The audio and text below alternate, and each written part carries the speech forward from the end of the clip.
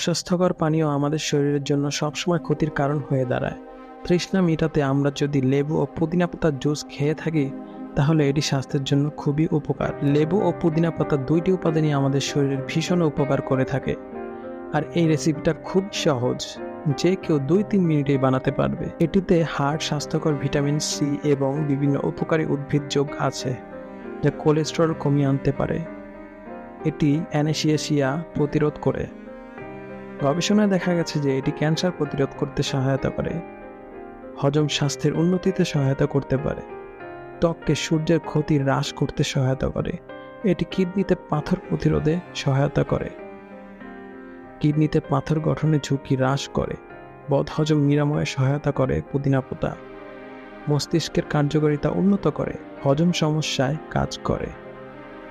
নাক, গলা এবং ফুসফুস পরিষ্কার করতে সহায়তা করে। তাই আজকে আমরা আপনাদেরকে সুস্বাদু এবং প্রচুর পরিমাণে ভরপুর লেবু পুদিনা পাতার শরবত কিভাবে বানাবো তা জানাবো।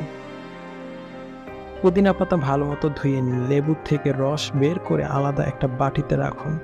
ব্লেন্ডারে লেবুর রস, পুদিনা পাতা, লবণ, চিনি বা মধু ও ঠান্ডা পানি দিয়ে ব্লেন্ড করুন। প্রয়োজন মতো বরফ কুচি মিশিয়ে নিন। হয়ে গেল সুস্বাদু পুদিনা লেবুর জুস। এটি খেয়ে সহজেই আপনি আপনার তৃষ্ণা মেটাতে পারবেন এবং আপনার শরীর হবে ঠান্ডা।